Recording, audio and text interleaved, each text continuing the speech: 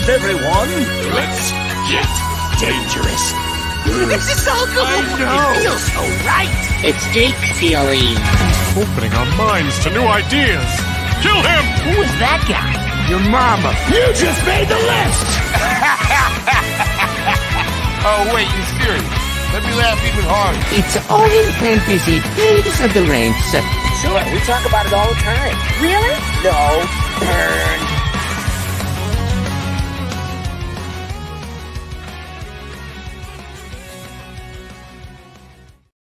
Game on, you Ducks. It is week 1 on fantasy. Tales of the Ranks. Fantasy football season is here. NFL season is here. Chris Meany is not here. I'll get to that in a second. But as a reminder, everything over at The Athletic. The ranks are live. You can tell me I'm stupid. You could have some fun with the fun ranks at the bottom. The top 15 things I watched since the last football season. Mostly 2024 stuff.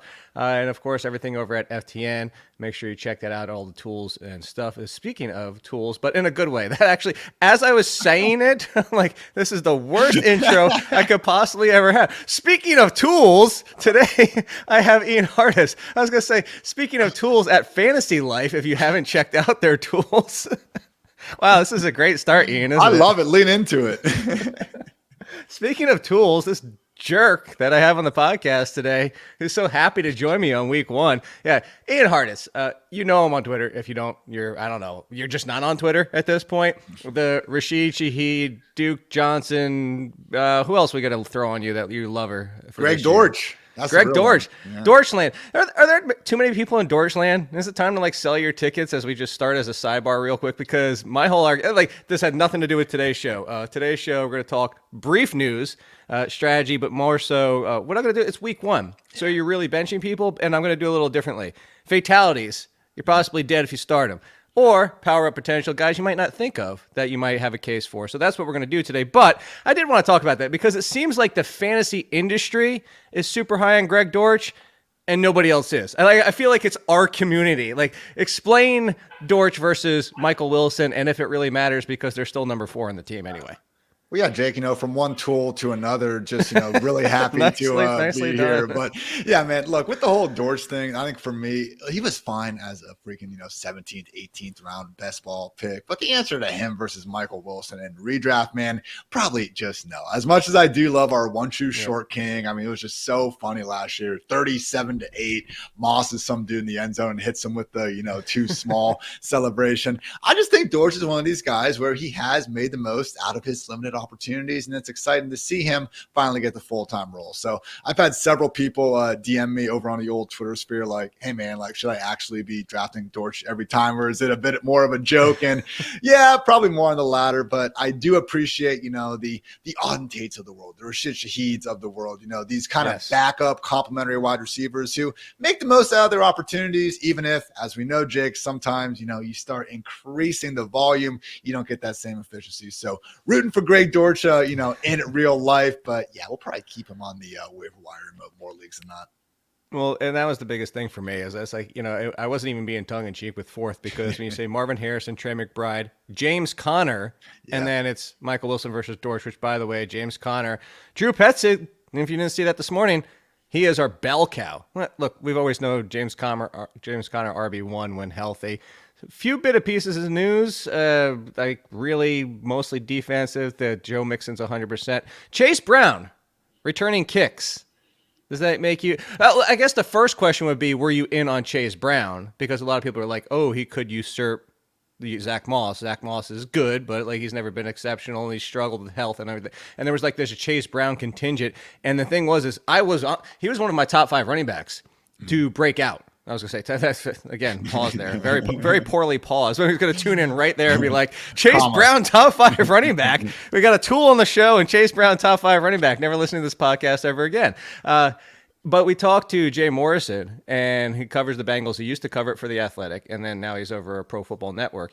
And he said all the love of Chase Brown is getting a little bit out of hand, that Zach Moss has been everything they want him to be, and that Chase Brown, while working on his passing game, was still struggling in some aspects. Were you in on Chase Brown? Does hearing that change your opinion? Does the kick return? Because we're doing this Kyron Williams thing again. Does any of this change your opinion on the Zach Moss, Chase Brown situation? The whole return game stuff, I just feel like it's just a little bit of evidence where regardless of how you feel, you can make it into, a good or bad note on the guy. I mean, with the Kyron stuff, it's hilarious because then we got these, official, unofficial depth charts floating around now during game week. And yeah, we have Jonnu Smith, fullback. I know, fullback too, not even the starting fullback.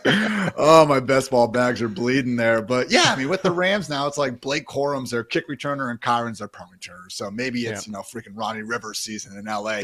We want to, go off of that. But with Chase Brown, one of those things where I certainly played a little bit of catch up throughout the summer as we started to get more and more hype. But I do think Zach Moss has always kind of been the guy more likely to get the full, 3-down Joe Mixon-esque role of the two. So the fact we did have Samaje Perine go to the Chiefs is fantastic news for Chase because that was the central problem with, his role last year. I mean, you looked at it and Travion Williams was actually far out snapping Chase when it came to pure pass blocking. I mean, I'm looking it up right now, and I think it was overall, 8 total pass blocking snaps for Chase last season.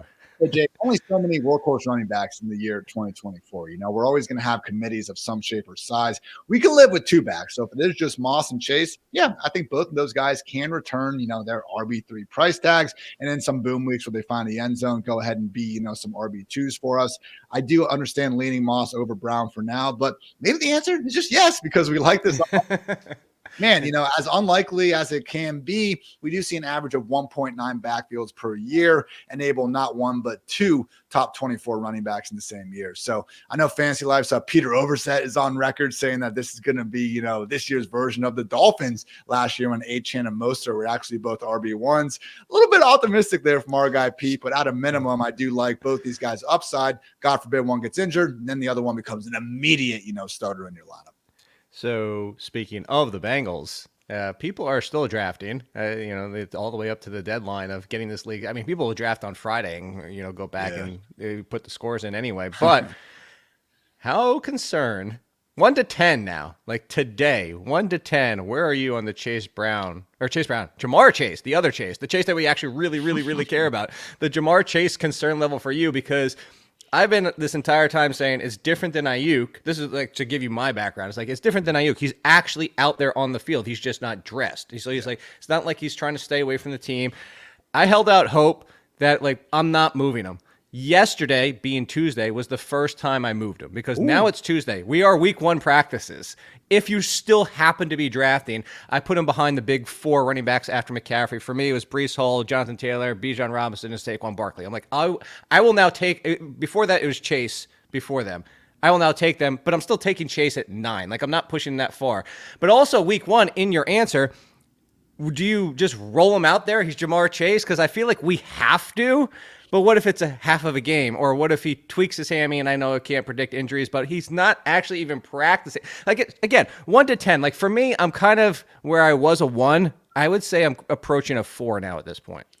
I would say I'm about a 5. So right there with you where I haven't overly adjusted the ranks. But as we get here, when we start looking at even guys like A.J. Brown and Garrett Wilson, I don't blame people for going ahead and taking the baller number 1 wide receiver who we actually know is going to be out there weeks 1 through 17 with little help from the injury gods. So again, not moving Chase too far down. I had my, OG home league draft this weekend where there was some concern. And I think I got him early part of round freaking 2 in a 10-man league. So I'll eat that up 8 days of the week. But, when we're talking about versus Justin Jefferson versus Amon-Ra and then even AJ being Garrett, those are the only wide receivers I would be taking. Obviously, CD and Tyreek and those guys at the top. Right. But running backs, for me, big 3, CMC, Bijan, and Breece. I think I would still go Chase over Jonathan Taylor, but it's close. So still very much a first-round pick. But it's hard not to be a little bit concerned. But I think you brought up, the great point where he has been there. He's been attending practice. It's not Brandon Ayuk where, he's taking pictures and recording videos with opposing teams' quarterbacks. So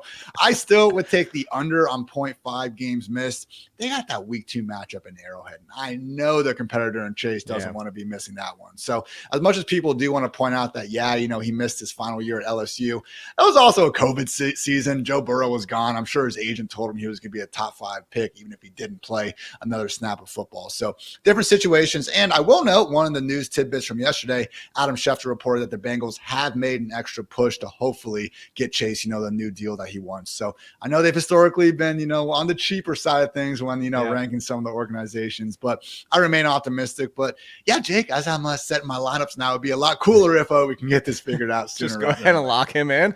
And I'm glad you mentioned that because that's exactly where I was going next. Real quick, though, as a reminder. So I was going to do the giveaway for everybody starting this week. But then because I have a mailbag episode that I'm now doing this year, the giveaway will be with the mailbag. So you technically still have less than 24 hours to go to get into the entry to send me the screenshots over the Jay Seeley at The Athletic. If we get the top 10, we can get a Madden giveaway included. So make sure you rate, review, subscribe. Just do that in general. I appreciate we're building this back up from scratch because thank you very much. A certain location where you need to go rate and review that has ruined things in the past. We don't want to piss them off. But anyway, you kind of allude, I would love to set him in my lineup. But now let's talk about it. It is week 1. You know this. We've been doing this for years. We've been doing it for a very long time. I'm actually approaching almost 15, 16 years. Yeah, hell yeah. Long time. Yeah, 15 years. Wow. Time flies. 15 years professionally and another 2 or 3 on blogspot.com, everybody. You can still find it. It's week 1. And what people do in week 1 is they start to overthink and immediately you see it in waivers, people you just drafted. And I'm not talking about your 14th round pick that you drafted in the beginning of August. That's now potentially irrelevant. John Dotson, stuff like that. But it's week 1 and people are like, ooh, should I play this upside play? You put him as a sleeper. Does that mean I should bench blank for blank? How far do you go of a set it and forget? Old Ronco, remember Ronco, the rotisserie chicken? Set it and forget it. Are you pretty much just, hey, I drafted the starting lineup. Maybe my flex spot is open for conversation, but in general, I'm not going to mess. There's a reason I drafted in the top 6 or 7 rounds. They're staying in my lineup. Or do you go a little bit further with it?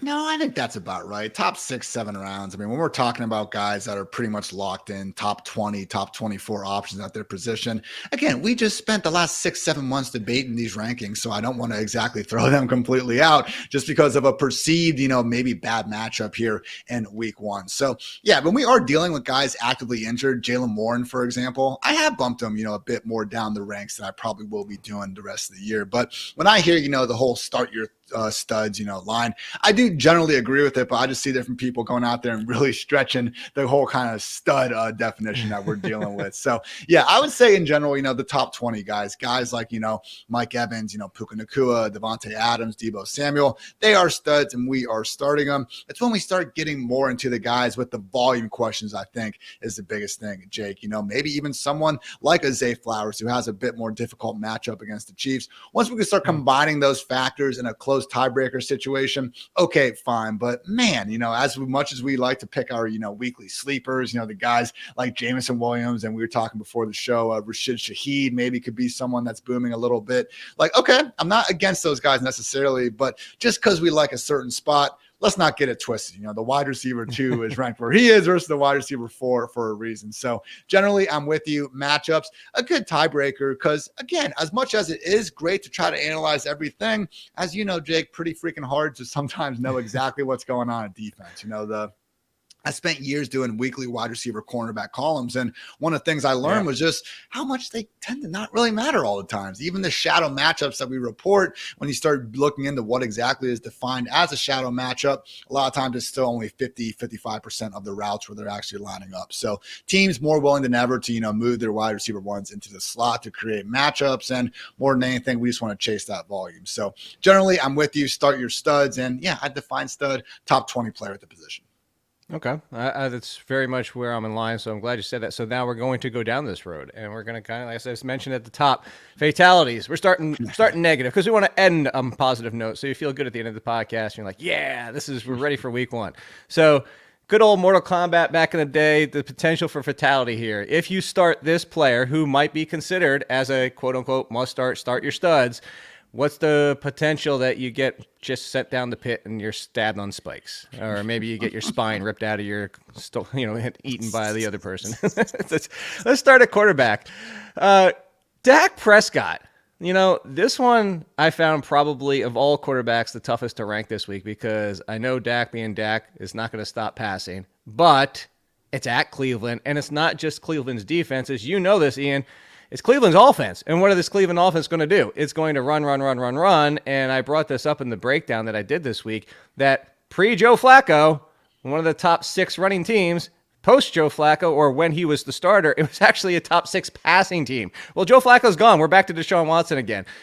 And that limits the snaps and potential for the offense. So Dak Prescott, what's the potential that he ends up being a big old fatality flop for you in the first week?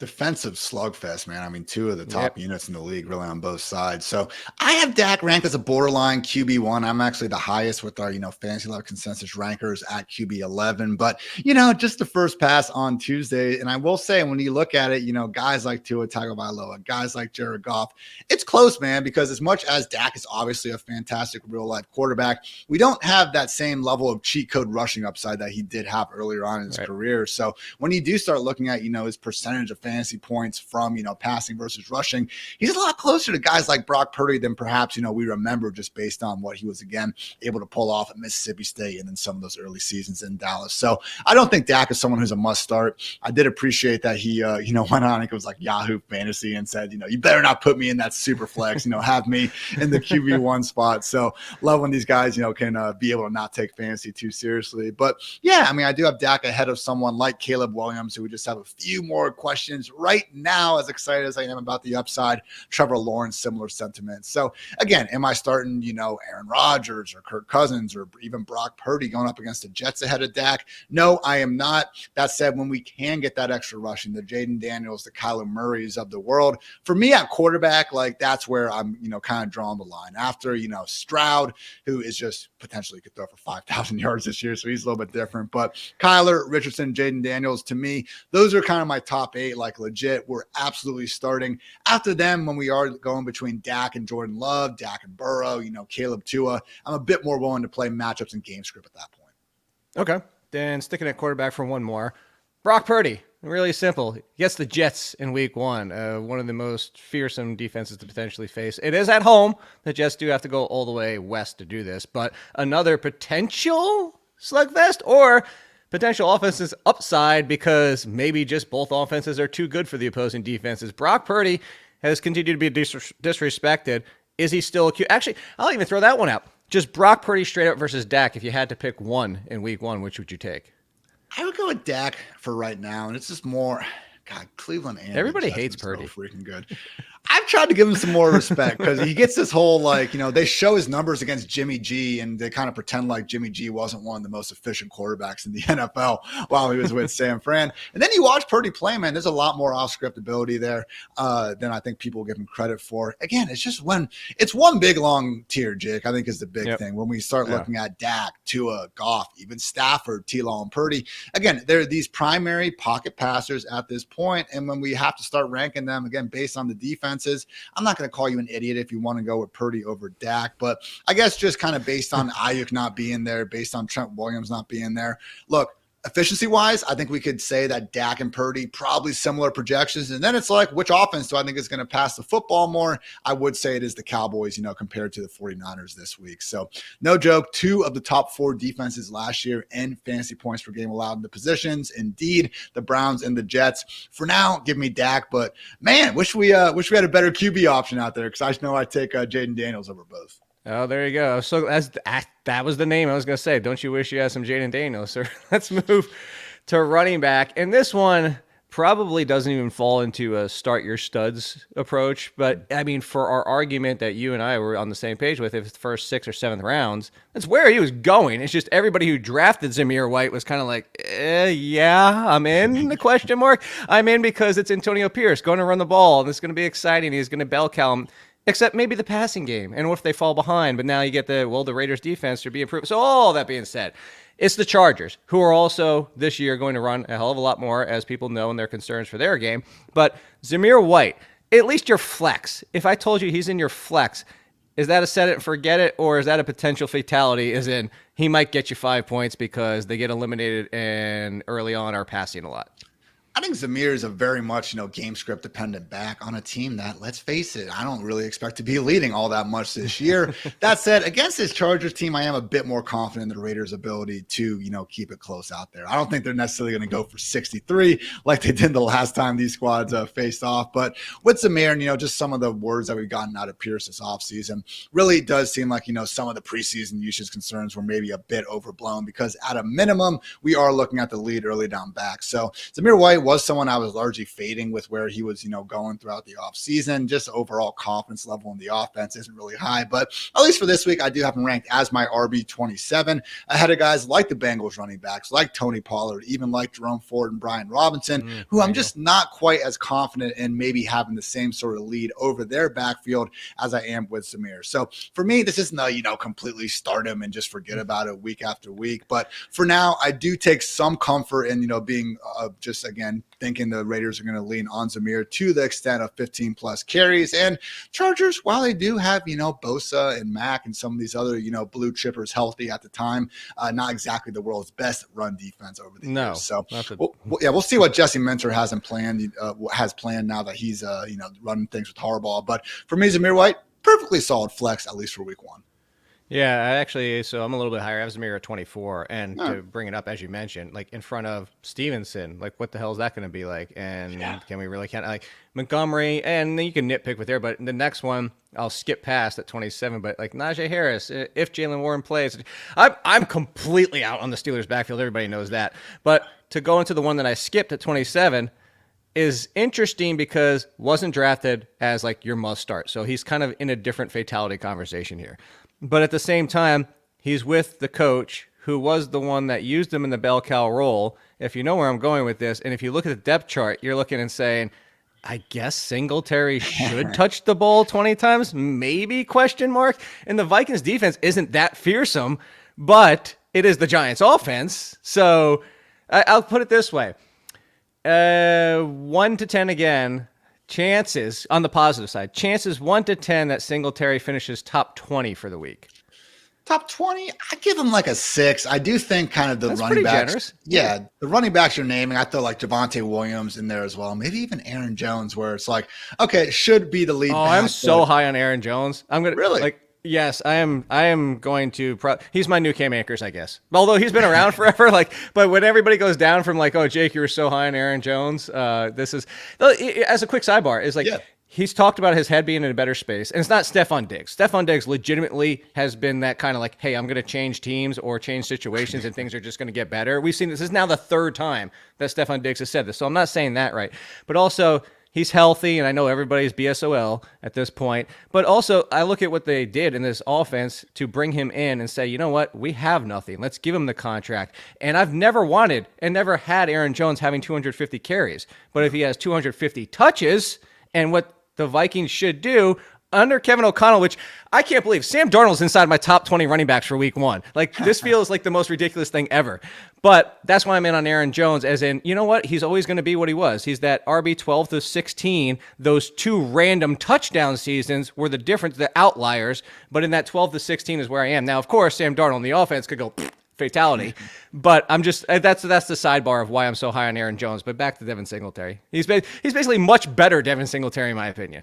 Yeah, and to be fair, I have Jonesy ranked ahead of all those guys this week. And I think Aaron Jones is a good example of someone where maybe you had ranked closer to that RB2 borderline in the offseason because of some age concerns and this or that. But hey, it's week one, and the fact that he's healthy and ready to go out there, dude obviously still looked pretty freaking good as he ripped off, 5 straight 100-plus yard efforts to end last season. So long story short on Devin Singletary, man, I'll be very curious to see how big of a role Tyron Tracy has, because we were getting reports throughout camp of him, already getting some first team usage. But my God, Jake, like you look at the Giants last year, you mentioned this familiarity with Brian Daboll, which is absolutely a factor, but also, yes, Saquon better than Singletary, but we also need to find offenses that are just willing to leave one running back on the field. And looking at all 32 teams, the Buccaneers and Giants were tied for first in terms of having the most games with their RB1 playing at least 80% of the offensive snaps. So, hey, we saw Singletary work as a borderline RB1 down the stretch for Houston last year. I know it's a downgraded offense in New York and everything. But at a minimum, this Giants-Vikings game with the defenses at hands and, the wild cards that play with Jones and Darnold, maybe could be a bit more of a sneaky shut than we're giving credit for. I do think Singletary has a higher potential to be featured in the run and pass game compared to guys like Zamir White, like Zach Moss. So I'll be giving him the slight edge there, albeit, again, understand if it's not the most exciting guy to get in that starting lineup. I'm not gonna look, I'm not saying go waste all your money because there's a potential fatality for your savings, but the 41.5 over under feels like, what you just said, like the one thing we're not afraid of is of all both teams combined, the only fearsome aspect of either defense is the Giants front, the defensive line. Outside of that, the other 80%, they're basically the entire Vikings and then all the Giants in the secondary. I'm with you. I actually think this could push way closer to 50, even 50 plus. All right, let's talk about a big one. I'm going to skip past the running back because I want to make sure I keep you tight on time and everything. Again, gracious Ian Hartitz, make sure you follow him at Twitter over at Fantasy Life. By the way, for everybody, pause. What do you got going on over at Fantasy Life? Promote something. Tell us, everybody, how great you are. Hey, appreciate you, man. I got my week 1 fantasy football manifesto up. I ranked all the games from an entertainment perspective, gave some bold predictions, and just talked about some of the bigger Where were Giants storylines. Vikings? So, that was, I think, in the eel sick, yuck, gross, and bottom 5 section. And it was funny because someone's like, how can you not be high on that when we have, 2 wild card QBs? And I was like, very friendly way of framing Sam Darnold versus Daniel Jones. Look, again, I hate when people complain about any football game. A bad football game, relatively bad, is completely better than no football. So I'm never going to slander them. But relatively speaking, people, come on. Only so excited you can get. That said, Justin Jefferson, Malik Neighbors, going to be a fun time. But got some bold predictions. One on my guy, Rashid Shaheed. And then, every single morning you can find myself and Dwayne McFarland on the Fantasy Life show, 9 a.m. Eastern, talking all things ball. So just good being over here, Jake. I've been a athletic subscriber for a long time and, enjoy everything you do as well. Well, thank you. And if you haven't seen that show, I actually got to see a version of it live in person. It was it's actually quite entertaining. That was after Dwayne had a few too many beers too. That was a really fun time. If you didn't see his draft, the best part about his draft is Meanie and I are live on Sirius XM. And it's the end of this. It's right at the end of the super flex. It's the final round or so, and Dwayne's already done. And he walks by and he goes, "My team sucks. I'm drunk." I just remember Dwayne was, playing the waiting game in super flex, which, as we all know, can go bad in a hurry. And I think he had to settle on Baker Mayfield, and he was just like, and you never wake up and you look yourself in the mirror and say today seems like a good time to draft Baker Mayfield. Never happens. On top of it, I don't think you realize this because there's another big piece of that. I got to find out who was there. And so it's Baker Mayfield and who was the other one? Was it Russell Wilson? Yikes. Because it has to be because everybody else in week 14 is good. Or no, wait, that's why Tampa Bay is not week 14. What Tampa Bay is week 11 bye? Yeah, week 11 bye. It was Baker Mayfield and Daniel Jones, and he's got his super flex quarterbacks on the same bye. So they're first of all, it's Daniel Jones and Baker Mayfield, and then they're actually on the same bye. So you can tell Dwayne was having a lot more fun than the actual draft part of it. All right, this definitively by cost is stud. Now, this is not just stud. This is second round, which I have 0 of. I've talked about this all offseason. It doesn't have to be whether you're in on Drake London or not as a wide receiver 1. I thought there was other names that should be in front of him, but I still have him well within my top 20. Point being, you are drafting him to 100% start, possibly your number 1 wide receiver. However, he is facing the Steelers. However, what did we know about the Steelers last year? Very good at stopping wide receivers, and a lot of times we're really good at stamping down, fatality, killing the number 1 wide receiver. Is there any world, maybe 2 wide receiver format, that you bench London in week 1? No, I still have him as the wide receiver 1. I get it. Joey Porter Jr. is one of these rare guys that will follow around and shadow and stuff, but doesn't get enough credit. No, I mean, he's just, still very young in the league, obviously, so he'll probably get his due here before too long. But my God, just love seeing, again, the sons of the former studs on the team get back there and do their thing. Makes me feel old. I know. Jeremiah Trotter Jr. on the Eagles now is another one we got to start wrapping our minds around. But with London, man, again, it's just one of these things where if we want to play the tough matchup game with someone who, is more like the wide receiver 2 or 3 on their team, I'm okay with that. But with London, like, would you be surprised if we look up and he has 12 targets? Because I wouldn't. And at that point, just too much volume to be overly concerned with it. So I will say, pretty good litmus test for these Achilles quarterbacks. We got Rodgers and company going up against the Niners. And then we got Kirk Cousins, going up against TJ Watt and the Steelers defense. So we're going to find out in a hurry just how much mobility these guys have, because they're going to be running for their lives out there. But for me, London, again, qualifying as a start your studs. But hey, I'm looking at our Fantasy Live consensus rankings right now, and as much as myself and Dwayne have him as our wide receiver 10, was our best ranker of them all. If want to get into some of the competition and stuff, has him wide receiver 26. So a bit of a different feel on Drake London. For me, though, too much volume to consider putting on the bench. All right, well then let's talk about this one where you might consider it. On the good side of this matchup, for your little tag there, if anybody goes back and watch the video on YouTube, did you know the team that's the weakest against slot receivers, according to DVOA, the Saints? Ooh. Rashid Shaheed, almost 46% of the time, was in the slot last year. He'll move there quite a bit, not only playing outside, just for a little bit of your Rashid Shaheed love. But that's not who I'm bringing up, because this one was drafted, again, as a starter within the first 6 to 7 rounds. Now, This is one where I think you might debate, depending on your depth, benching, because the fatality might be real. Here's a stat I threw out in the column. Of wideouts who were at least targeted 23% of the time last year, no one had a higher off-target percentage than Diontae Johnson's targets, 20.7, coming from not Bryce Young, coming from Kenny Pickett and that nonsense in the Steelers offense. However, Bryce Young was even worse in his off-target percentage at 15.2. It's the 5th worst in the league last year out of 63 Remember we had 60-plus quarterbacks start last year? He was 5th worst, including all those dredges of guys who should never be starting in the NFL. Does that make you, hearing those two numbers, and he's facing the Saints, say, you know what? This legit could be, I wish I could do the fatality. I can't do it in the voice. Like, this legitimately could be a big fat 2 or 0 in your lineup to start week 1. I mean, it's a tough matchup, man. You look at the Saints, and they're actually the only team to have a top 10 scoring defense in each of the past 4 seasons. So Cam Jordan, Marshawn Lattimore, like, they built themselves a pretty freaking good base there. So as much as I've been drafting Diontae throughout the offseason, this is a situation where, no, I don't think he needs to be jammed into, starting lineups of all shapes and sizes out here. So I've been wide receiver 32. He's ahead of guys like Xavier Worthy, Christian Kirk, even Chris Why do you love Godwin. Diontae? I'm at 36. Dude. I mean, hey, one of the cooler stats I think we've had pop up in our industry over the last couple of years is, ESPN's advanced receiver rating, specifically that open rating. Because I know you've looked at some of the separation numbers, and a lot of times they're just tracking what happens, how far away is the defender at the catch point? And you end up seeing these tight ends who just get ignored in the flats, kind of leading the way. The cool thing about the open rating is, again, it's looking at every single route, not just, again, the targets. So seeing Diontae up there, man, it's been a nice correlation to fantasy points as well. And you mentioned it. It's not like this dude has had good QBs at really any point in his career. I mean, he had to deal with post-elbow surgery Big Ben. So, not exactly sold on Bryce Young just yet, but obviously we weren't exactly sold on Geno and Baker Mayfield, and Dave Canales made it work. So Diontae, certainly someone that should have that same sort of Drake London-esque volume, albeit we're a lot more concerned about the QB situation. So Diontae, still very high on. I have him as my wide receiver 4, wide receiver 5 in a lot of leagues, but this could be a tough one. Certainly could be facing shadow coverage from Marshawn Lattimore, who, as we've seen, doesn't mind getting in a fight or two along the way as well.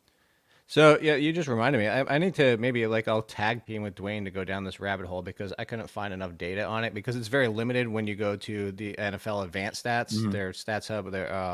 But I was looking at pre-snap separation to when the target was thrown separation, kind of like what was lost or gained for these guys who can separate. And I thought but I get, of course they only have the top 50 wide receivers, and then as you mentioned, it's only on targets. Well, I still want to know, again, because I think that's interesting. Because you get that cushion before they snap the ball. So sure, you got somebody like Xavier Worthy. Okay, well, he's going to have 6 yards of separation every time the ball's snapped. But so even if he loses separation, it's still oh, look at how much room he has. So I thought that was interesting to look at as a sidebar. But one more, and then we'll get to power up potential. I'll only do a few of those to get out of here. But the one I've been all over is I have 0 shares. I want 0 shares of him. I'm looking at the fact that he didn't matter. By the way, almost 50, not 40, not 30, not 20, almost nearly, I think it was like 47 or 48% of this guy's production came when Joe Flacco was at quarterback. Yeah. Nobody cared about David Njoku beforehand. And then Joe Flacco came in and like, wow, breakout, David Njoku. Are you saying, with me, I'm asking you to jump on board for here, that if you drafted David Njoku as your starter and also facing the Dallas Cowboys in week 1, you were asking for the fatality at tight end? It's not looking great, man. And look, I wasn't shying away from the Njoku, but he's one of those guys where, similar sentiment with Dallas Goedert and like those tight end 1 borderline guys. Pat Frymouth was like this for me too, where I almost wondered if like, do I really like this player or did I just wait too long at the position? And now I'm just trying to convince myself that that's a really good test for people, I think. Yeah, exactly, man. So with Njoku, I have him tight end 11 this week because you know how it goes. After those, we saw it, the drop off after kind of Dallas Goedert. I mean, I think Taysom Hill, honestly, you could consider. I have Taysom Hill at 10. I was about to say, man, I have him one spot behind Njoku, but the more I'm talking to you right now, I could see myself flipping them here before too long. So you nailed it. And I think with sometimes the quarterback on-off splits, there are small samples that we need to be concerned with. But we saw this with Njoku and Watson even in the previous year as well. And I think the reason why this is happening is because Njoku in this Browns offense, I mean, he has one of the lower average target depths of any tight end in the league. He is almost like their check down valve with the way they're doing things in Cleveland. And what do we talk about with mobile quarterbacks and their running backs? They don't get targets because the quarterbacks are more likely to scramble instead of checking the football down. And in Cleveland, it's not a running back. It's actually just David Njoku doing his thing out there. So really is a situation where as much as he's still a great player, and maybe he can, pop off one of those short targets, one of those few targets into a big gain, not someone that, again, I think needs to be in starting lineups if you wound up double dipping at the position. So I'm hoping, Jake, we do see some, later round tight end emerge right now. Honestly, the hilarious one, and we'll see what really happens with this, but I could see Zach Ertz being someone where after this week, all of a sudden, it's looking closer between him and Njoku, because what happens if Kingsbury does Kingsbury things? Zach Ertz is out there getting 8 or 9 targets, and it pisses us off, but he is going to be in a situation, I think, early on in the year where he could maybe be doubling the target totals of guys like Njoku, maybe even like Dallas Goedert, who, yes, we like more of his talents, but man, don't need to be that much better than the player when you're getting twice as much opportunities. So Njoku, for me, not someone that needs to be jammed in the starting lineups by any stretch of the imagination. I think that would be partly hilarious too if that's let's do the opposite. Let's do power up potential. This is one where maybe they weren't drafted as your starters, or maybe you're considering, hey, I am really thinking about benching Diontae Johnson. Do I have another option? But to go back to quarterback real quick, it's only 20th, but would you start Sam Darnold anywhere? Like, it's here's my argument. I do not like Sam Darnold, the quarterback. I do like Sam Darnold, the Minnesota Viking. Nick Mullins threw 300-plus yards in 3 of his 4 starts. Again, you're risking that 0 week. Like, for all intents and purposes, that 1 week was a 0. Let's not say, like, oh, he got, like, 3 points or whatever. It was miserable. But the other 3 games, and he's facing the Giants, and I actually had somebody who's one of the people I admire the most. I'm not going to say his name because I don't want people to come for him as Giants fans, but texted me during Giants training camp and said, this defense is beyond miserable. They have their number 1 corner should be a number 2, talking about Deonte Banks. Like, they're basically a tick down at every single spot outside of the front line, linebacker and secondary. So Sam Darnold with Justin Jefferson and Kevin O'Connell and Jordan Addison, like, I would start, put it this way, I would start Sam Darnold over Aaron Rodgers until I see Aaron Rodgers against the 49ers on top of it. It is one of those things where I know we love throwing out that, well, if Nick Mullins could do it, anyone could do it. Maybe Nick Mullins is actually all right. He's literally one of 5. He's one of 5 quarterbacks to average 8 yards or more per attempt, for their career, literally over the past 15 That's fair. years. So I know a lot of that. You look at the other quarterbacks, and Brock Purdy and Jimmy G are 2 of them. So yes, I understand the Kyle Shanahan system has a lot to do with that. But man, with Darnold, again, it's one of these situations where it's just like, oh, look at these, 6 games with the Panthers where he threw more than 25 passes, I think once. Look at the 1 Week 18 game last year. Like, just such a small He'll run it in, though. Maybe he can scoot a little bit. I mean, my God, that 40-yard tutty he had against the Broncos a couple years, that was one of the funnier plays of the COVID season. So, hey, Superflex, probably not going to have any better options. Over Aaron Rodgers? No, I still go on. Aaron Rodgers. Aw. Give me Aaron, man. Still one of those things. You know, I'm not the 49ers secondary as good as the pass rush is lagging a little bit behind. No, So that is true. Actually, 49ers secondary gave up a lot of big plays, 20-plus yard chunk plays. I don't think you're crazy. Like when I was going through my rankings, I think I did have talking about Darnold 20s. a couple, spots ahead of first, but it was one of those situations where I just kept moving him down a little bit because, again, guys like Justin Herbert, guys like Aaron Rodgers, guys like Kirk Cousins, I agree. They are tougher matchups, and I'm not feeling as good necessarily even about their volume, but man, I need to see a little more out of Darnold, and right now he's just outside my circle of trust. I will tell you what, like circle of trust, I am terrified of Justin Herbert with the plantar fasciitis. That's coming from somebody that's super high on Joshua Palmer because he's been treated as the one. He is the one. He's put up wide receiver 3 numbers, temporarily filling in. As you can see, I've talked about Josh Palmer a lot. Temporarily filling in for Keenan Allen and Mike Williams, and really hasn't had the chance where both of them have been gone, and now both of them are gone. And again, I'm not like saying, oh gosh, go get Joshua Palmer as a top 25 wide receiver. But everybody's like, well, is it going to be Ladd McConkey, who I love. I love Ladd McConkey. People know that going back to the draft. But Quentin Johnston and all the rest, and like we're trying to all play this game, like the answer's been Joshua Palmer all along, where, again, but Justin Herbert, do they throw 550 times even this year? And that I keep going, the plantar fasciitis, especially for a quarterback, like I know he's okay right now, but you know this, Ian, those kind of ones can linger, let alone at a quarterback. So I just say terrified to a degree. How about on the flip side, talking about this game? There you go. Gus Bus versus the Raiders. Is he a potential power-up sleeper running back? Because it's funny. Everybody's like, they're going to run. It's Harbaugh. It's Roman. They're never going to stop running. And then people are like, Gus Edwards, Like Gus Edwards, by the way, double-digit touchdowns on 200 carries last year. Granted, it was with the Ravens, but the Roman offense with the Ravens, Gus Edwards with Roman, coming like similar to the Dable argument. And I know there's other talent behind him, but should we be more, like, let me phrase it that way, should we be more in on Gus Edwards? Gus Edwards, 16 touchdowns these last 2 seasons, and none were more than 7 yards. Man, this is exactly why people are so hyped about Derrick Henry. Hey, I was higher on Gus before it became pretty evident that J.K. Dobbins is not going away. And it was funny because Dwayne and I were talking about this morning, and Dwayne was hyping up Dobbins a little bit, which I've been, drafting kind of where he's going as well. And Dwayne was like, look, tore his ACL, PCL, hamstring, Achilles.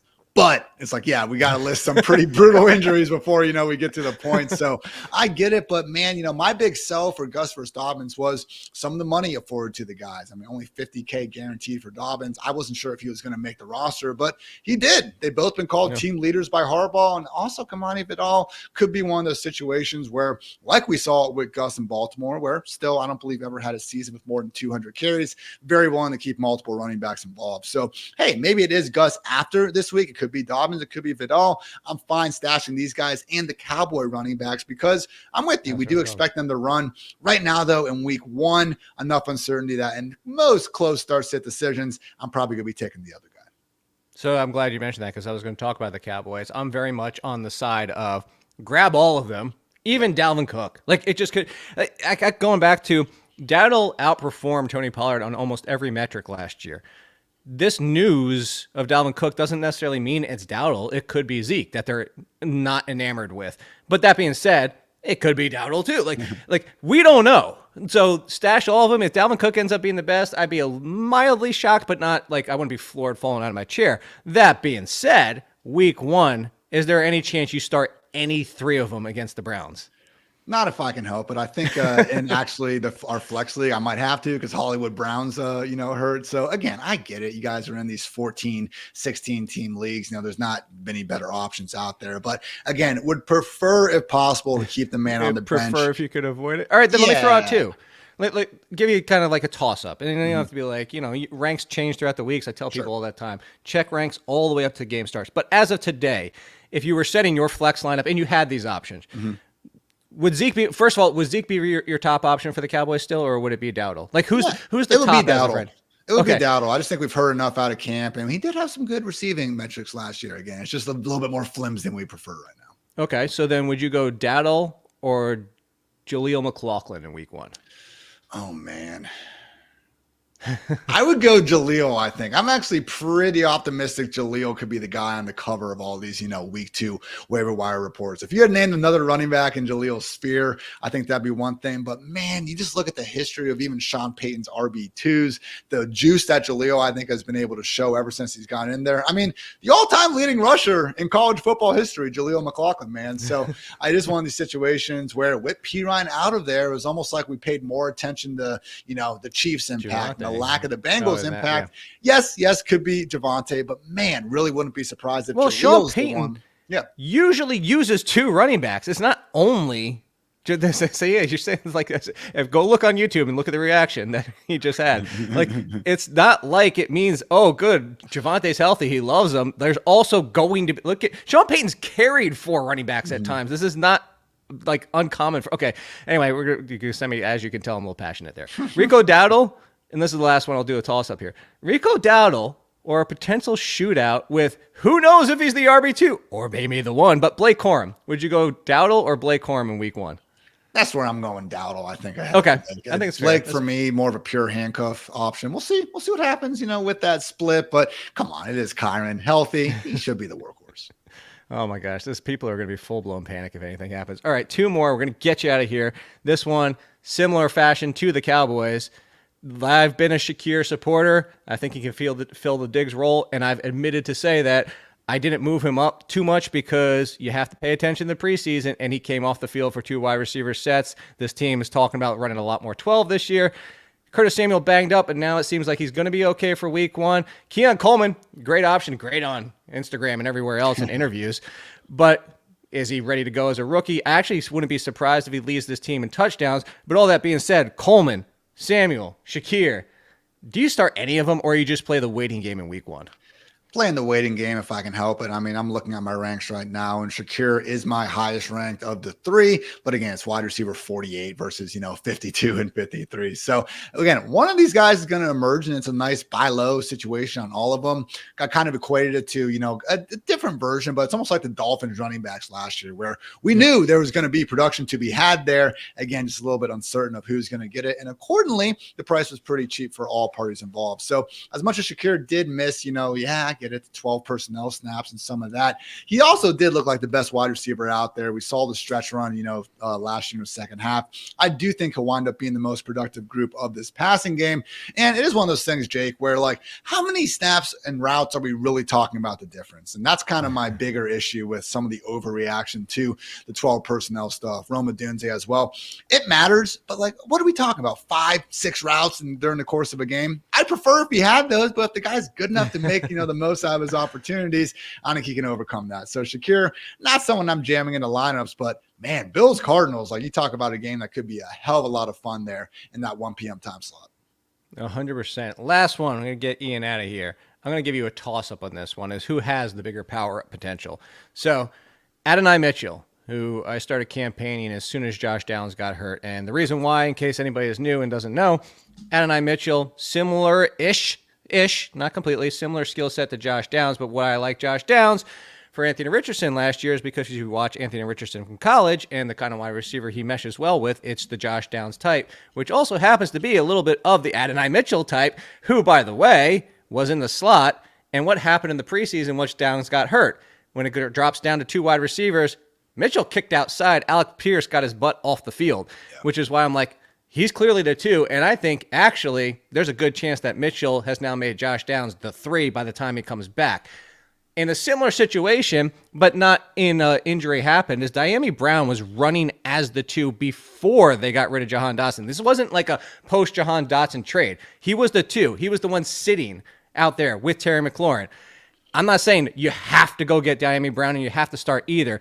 But if I told you week 1 and potentially, this will mix in a little bit of a waivers for you. If I told you week 1, you have to take a flyer on Mitchell or Diami Brown, and also the flyer on your bench to say who could be the bigger winner for my league going forward, Mitchell or Brown for you?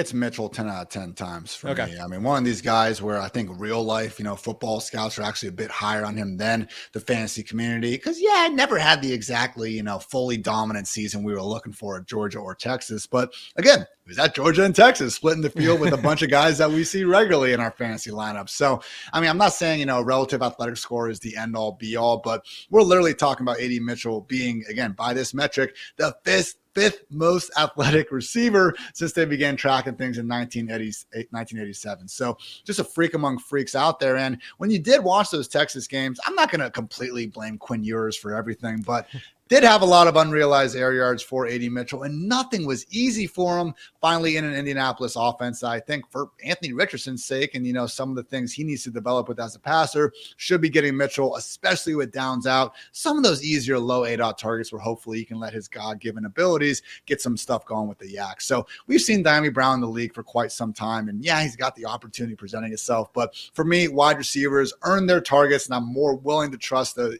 innate talent at that position over others.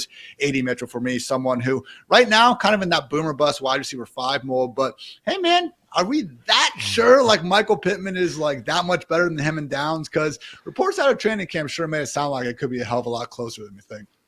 And that's one of the reasons I have zero Pittman. I was actually the quote unquote, I hated Michael Pittman, and it had nothing to do with that.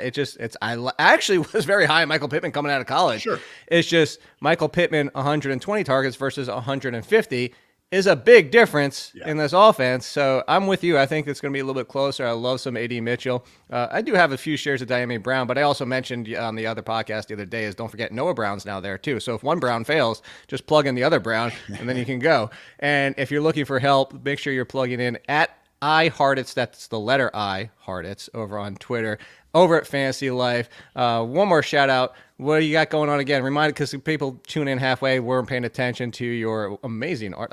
It's the fun art. It's the fun article of football. Appreciate you, man. Yeah, we got our Sheesh report coming out early next week. I break down all the nullified touchdowns, unrealized air yards, some of the beyond the box score near misses that drive us freaking crazy as they happen on Sunday. But obviously, not everyone can get through all 16 games with real life responsibilities. So your boy Ian is right there to do that for you guys and help relive some of those nightmares and hopefully learn a few things along the way to help us get better for the next week. But great time talking to you as always, man. I'll see you in those flex fantasy streets here we got coming up. Yeah, absolutely. Yeah, make sure you check out and those cardio routes that everybody's just getting that exercise in. And we'll be back. Oh, mailbag. Reminder, get your questions in and get your entries in. And mailbag will be tomorrow. And then Meanie's back next week. But you don't want him back because Ian Hartitz is amazing. No, I'm just kidding. We'll see you guys later.